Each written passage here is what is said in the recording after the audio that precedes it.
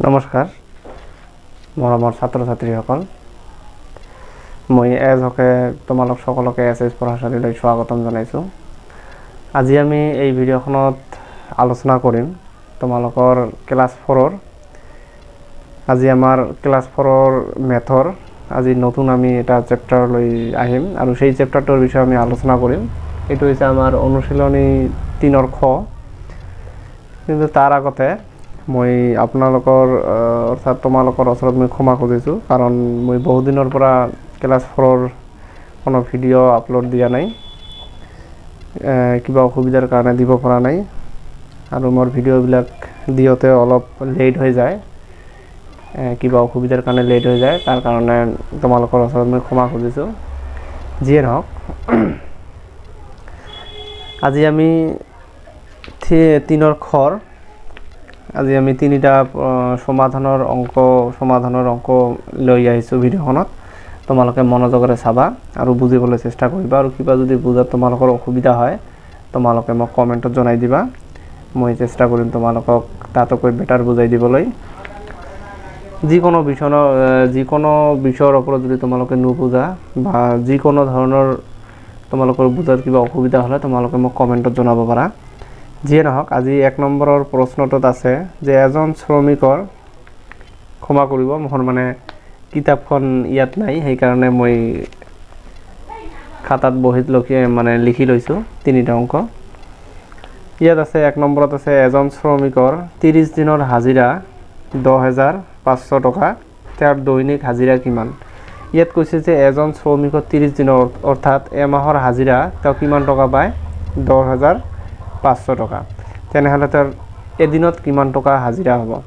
তোমালোকে এবাৰ চিন্তা কৰি চোৱা, যদি আমি 30 দিনত 30 পাৰ্ট কৰোঁ, তেনেহ'লে 30 পাৰ্ট এনেকুৱা এটা পাৰ্ট কৰিম য'ত আমি একেলগ কৰিলে কিমান হ'ব? 10,500 টকা। তেনেহ'লে আমি যেতিয়া এইটো উলিয়াব লাগিব, তেতিয়া আমালোকক কি কৰিব লাগিব? হৰণ কৰিব লাগিব নে পূৰণ কৰিব লাগিব নে যোগ কৰিব লাগিব নে বিয়োগ কৰিব লাগিব? তোমালোকে সাধাৰণতে এটা বস্তু চিন্তা কৰি লোৱা, যদি আমি যোগ কৰিবলৈ যাওঁ তেনেহ'লে 10,500 লগত যদি আমি 30 যোগ দিওঁ কিমান হ'ব? 10,530 টকা। সেইটোতো নহ'ব, কাৰণ এদিনত নহ'ল। যদি আমি বিয়োগ কৰোঁ তেনেহ'লে আৰু 30 টকা মাইনাছ হ'ব, সেইটোও নহ'ল। তাৰপিছত যদি আমি পূৰণ কৰোঁ, বহুত বেছি হৈ যায়, তেনেহ'লে আমাক এইটো কি কৰিব লাগিব? যেতিয়াই এনেকুৱাকৈ তোমালোকক প্ৰশ্ন সুধিব যে এদিনত ইমান দিনত ইমান হ'লে এদিনত কিমান, বা 5 দিনত কিমান, বা ইয়াত ইমানটা আছিলে ইমানটা বাকচত ভৰাবলৈ কিমানটা লাগিব, এনেকুৱা ধৰণৰ যিকোনো ধৰণৰ প্ৰশ্ন যদি তোমালোকৰ আহে, তেনেহ'লে ফাৰ্ষ্ট ভাবিবা যে এইটো হৰণৰ অংক হয়। যিয়ে নহওক, এইটো তোমালোকৰ প্ৰথমত হৰণৰ অংকবিলাক বা এইবোৰ সমাধানৰ অংক হয়। তোমালোকে ফাৰ্ষ্ট ইয়াত লিখিবা সমাধান।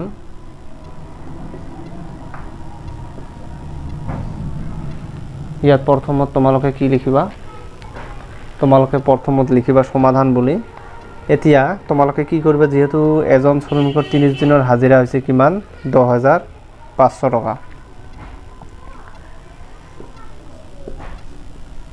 এজন শ্ৰমিকৰ কিমান দিনৰ হাজিৰা? 30 দিনৰ।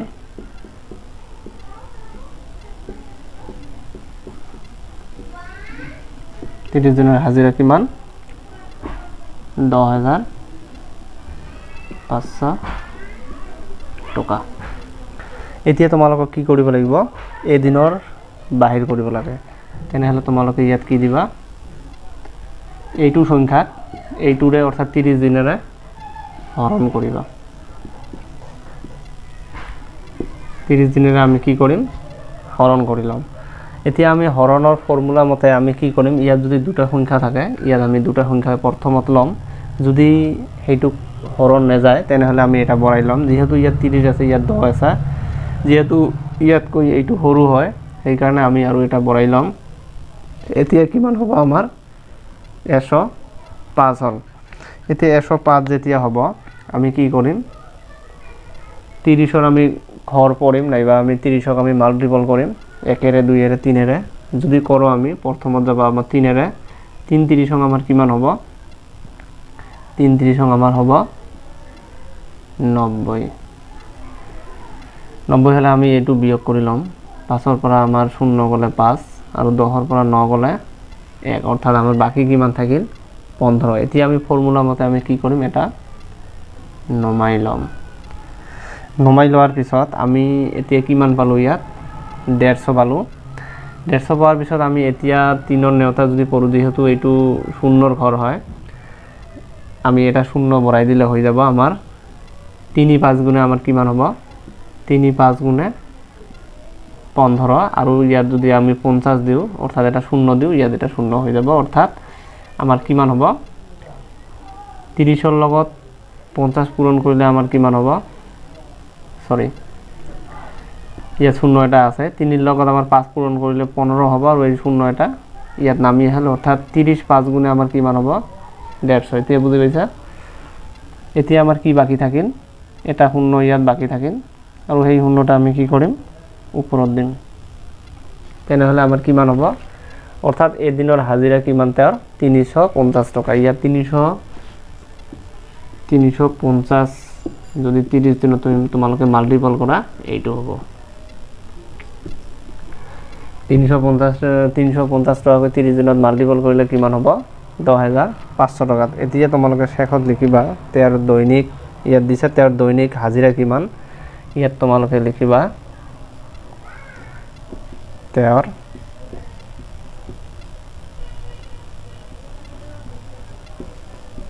দৈনিক হাজিৰা কিমান টকা, 350 টকা। এইটো হ'ল তোমাৰ এনসাৰটো। এতিয়া আমি 2 নম্বৰটো চাম। 2 নম্বৰত কি কৈছে, তোমালোকে এইটো বুজি পাইছা, তোমালোকে এইটো খাতাত নোট কৰি ৰাখা, আমি নেক্সট অংকটোলৈ যাম।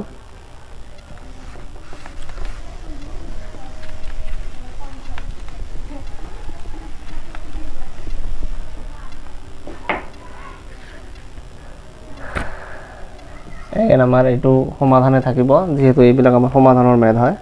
ইয়াত আছে যে 6টা আলমিৰাৰ মুঠ দাম, আলমিৰা চিনি পোৱা নহয়, আমি য'ত কাপোৰ কানি ভাঁজ কৰি ৰাখোঁ সেইটোকে আলমিৰা বুলি কোৱা হয়।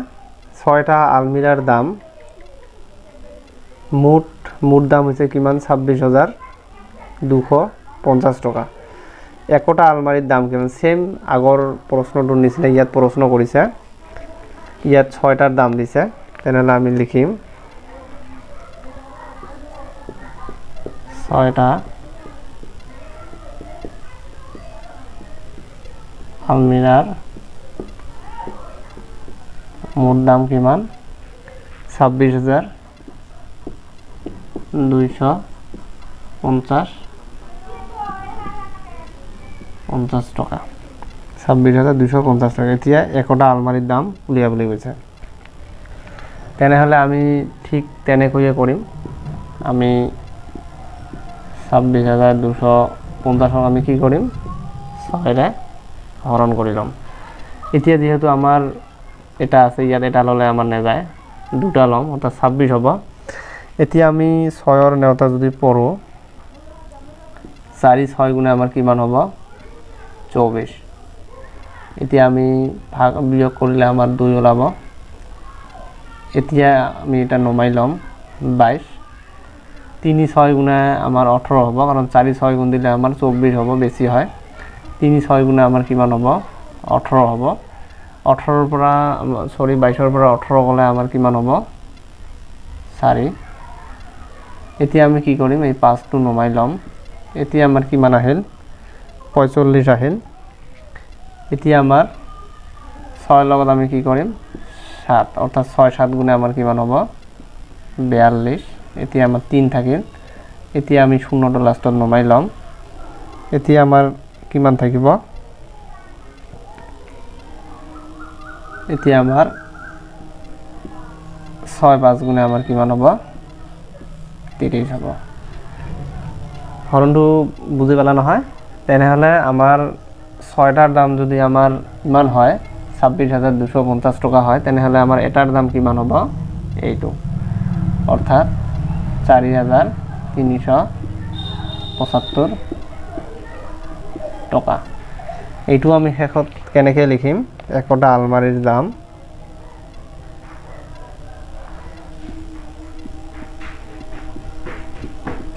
একটা আলমিৰাৰ দাম কিমান হ'ব আমাৰ 4,375 টকা বুজি পালা নহয় তোমালোকে এইবাৰ বহিত তুলি ৰাখিবা মই ইয়াত জাস্ট তোমালোকক বুজোৱাৰ কাৰণেহে ইউজ কৰি আছো ইয়াত মোৰ বেয়া হোৱাটো ভাল হোৱাটো এইটো ডাঙৰ কথা নহয় তোমালোকে জাস্ট বুজি পালে হ'ল তোমালোকে এইবাৰ কিতাপত সৰি মানে বুকত লিখি ৰাখিবা অৰ্থাৎ বহিত লিখি ৰাখিবা আৰু যেতিয়া তোমালোকে বুজাত কিবা প্ৰবলেমছ হোৱা লিখি থোৱাৰ পাছত বা নোট কৰাৰ পিছত তোমালোকে ভিডিঅ'খন আকৌ এবাৰ পুনৰাই চাবা তেতিয়াহে তোমালোকে বুজি পাবা এতিয়া আমি 3 নম্বৰ অংকটোলৈ যাম এইটোৱে আজি আমাৰ শেষৰ অংক অৰ্থাৎ আমি 3টা অংকৰ বিষয়ে আলোচনা কৰিম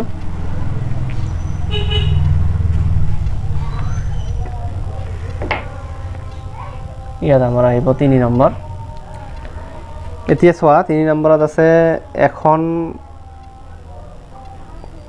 কমলাৰ বাগানৰ একটা শাৰীত 165 জোপাকৈ গছ আছে এটা শাৰীত কিমানটাকৈ গছ আছে 165টা অৰ্থাৎ 165টা 65টা আছে যদি বাগানখনত মুঠতে 20,955 জোপা গছ আছে তেন্তে শাৰীৰ সংখ্যা কিমান যেহেতু এটা শাৰীত 165 জোপা হৈ আছে আৰু বাগানখনত মুঠতে কিমানটা আছে 20,955 জোপা আছে তেনেহলে শাৰীৰ সংখ্যা কিমান আছে ঠিক তেনেকৈ একে ধৰণৰ অংক জাস্ট লাইন বিলাক বা শাৰী বিলাক অলপ আলাদা হৈছে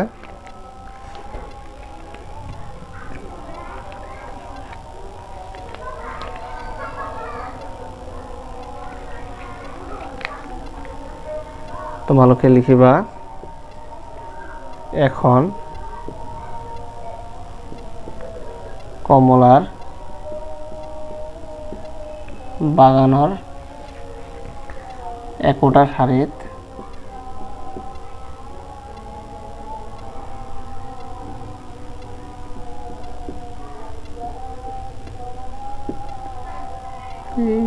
165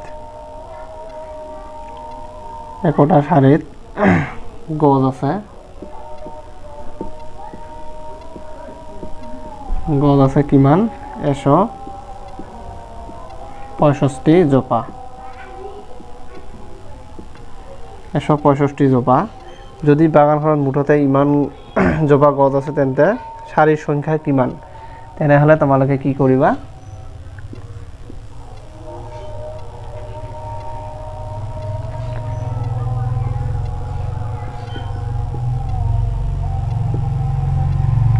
বাগানখনত মুঠ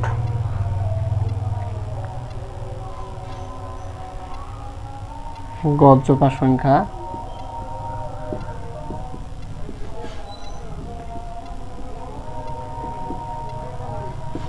কিমান 20,955 জোপা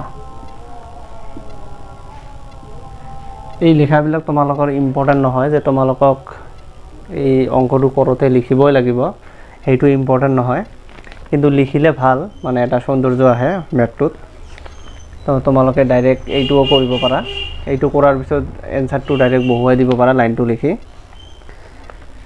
ক্লিয়াৰ হওক আমি এতিয়া কি কৰিম 20,955 টো ইয়াত দিম আৰু আমাৰ কিমান আছিল 165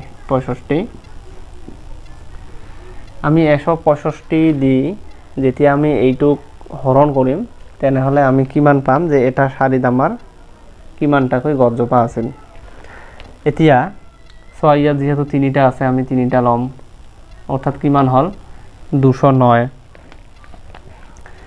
যেহেতু আমাৰ ইয়াত 100 আছে আৰু 100ক যদি আমি ডাবল কৰিলো তেনেহলে 200 হয় আৰু ইয়াত 65 ডাবল কৰিলে বহুত বেছি হয় অৰ্থাৎ 209 তকৈ ডাঙৰ হ'ব সেই কাৰণে প্ৰথমটো একেৰে যাব 165 এতিয়া আমি কি কৰিম এইটো বিয়োগ কৰিম 9 ৰ পৰা 5 গলে আমাৰ কিমান হ'ব 4 ইয়াৰ যিহেতু শূন্যৰ পৰা আমাৰ 6 নাযায়, ইয়াৰ পৰা 1 লম 10 হ'ব, 10ৰ পৰা 6 গ'লে আমাৰ আকৌ 4 হ'ব। ইয়াত যিহেতু 2-এ তাক 1 দিছিলে, ইয়াত 1 আছে, 1ৰ পৰা 1 গ'লে কিমান হ'ব? 0, এইটো নালাগে। আমাৰ কিমান থাকিল? 44 থাকিল। যেহেতু 165 44 নাযাব, সেইকাৰণে আমি কি কৰিম? ইয়াত 5টো আমি নমাই ল'ম। এতিয়া আমি চাম, যেহেতু আমি ডাবল কৰিলে 200 হ'ব, আৰু 65 টকা আমি যদি প্লাছ কৰোঁ তেনেহ'লে আমাৰ কিমান হ'ব? 130 টকা হ'ব। তেনেহ'লে 200 আৰু 100 আমাৰ 300 কিমান হ'ব আমি চাম। ইয়াত আমি কি কৰিম? 165 2ৰে আমি পূৰণ কৰিম। 5 2 গুণে আমাৰ কিমান হ'ব? 10, 10 0 হাতৰ 1, 6 2 গুণে 12 1 13, 13 3 হাতৰ 1, 2 গুণ 2 আৰু 3 আমাৰ কিমান হ'ব? 330 টকা। আৰু যদি আমি ইয়াত 3ৰে কৰিবলৈ যাওঁ, তেন্তে 3 5 গুণে 15 হাতৰ 1, 3 6 গুণে 18 19 হাতৰ 1, 3 গুণ 3 আৰু হাতৰ 1 4, 495 ইয়াত আছে, 400 আমাৰ 45, সেইকাৰণে আমাৰ কোনটোৰে যাব? এইটোৰে। ইয়াত আমি 2 দিম, 330। ইয়াত বিয়োগ কৰিম আমি, 5ৰ পৰা 0 গ'লে আমাৰ কিমান হ'ব? 5 থাকিব। 4ৰ পৰা 3 গ'লে আমাৰ কিমান থাকিব? 1 থাকিব। আৰু 4ৰ পৰা 3 গ'লে আমাৰ কিমান থাকিব? 1 থাকিব। 5ৰ পৰা 0 গ'লে আমাৰ 5, 4ৰ পৰা 3 গ'লে 1, আৰু 4ৰ পৰা 3 গ'লে 1, অৰ্থাৎ 115। এতিয়া আমি কি কৰিম? ইয়াক নমাই ল'ম। যেহেতু আমাৰ এইটো নাযাব, কম হয়, ইয়াক নমাই ল'ম। এতিয়া আমাৰ কিমান হ'ল? 1155 হ'ল। এতিয়া তোমালোকৰ এইটো যাব 7ৰে।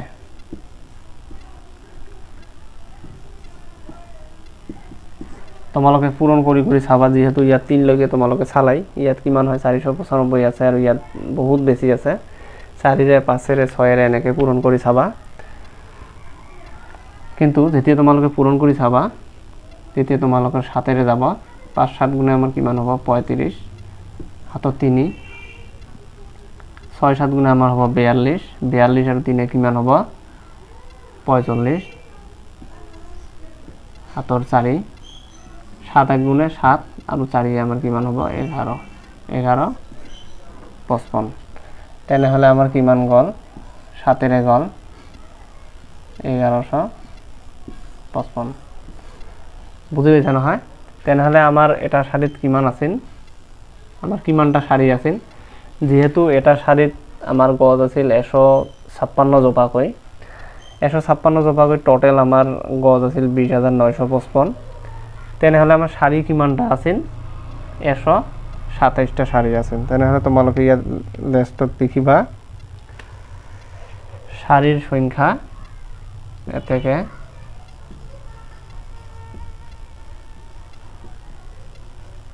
শাৰীৰ সংখ্যা কিমান? 127। এইটো শাৰী আকৌ তোমালোকে পিন্ধা শাৰী বুলি নাভাবিবা, এইটো মানে গছৰ শাৰী। মজাক কৰিলোঁ, জানো, এনে তোমালোকে জানাই। তেনেহ'লে তোমালোকে বুজি পাইছা নহয়? ইয়াত যদি তোমালোকৰ বুজাত কিবা অসুবিধা হৈছে, মোক কমেণ্টত তোমালোকে জনাই দিবা। তোমালোকে বুজি কেনে পোৱা, অৰ্থাৎ মই তোমালোকক বুজাব পাৰিনো নোৱাৰোঁ, সেইটো তোমালোকে মোক কমেণ্টত জনাই দিবা। আৰু তোমালোকে এটা কাম একেবাৰে নকৰা, কাৰণ সেইটো কৰিলে মই অলপ মটিভেশ্যন পাওঁ। সেইটো হৈছে তোমালোকৰ এটা লাইক। যেহেতু মই তোমালোকক সেইটো লাইক কৰোঁতে তোমালোকৰ বিশেষ অসুবিধা নহয়, কিন্তু লাইক কৰিলে মই অলপ মটিভেশ্যন পাওঁ। যিয়ে নহওক, তোমালোকে মোৰ ভিডিঅ'খন শেষলৈকে চোৱাৰ কাৰণে ধন্যবাদ জনাইছোঁ।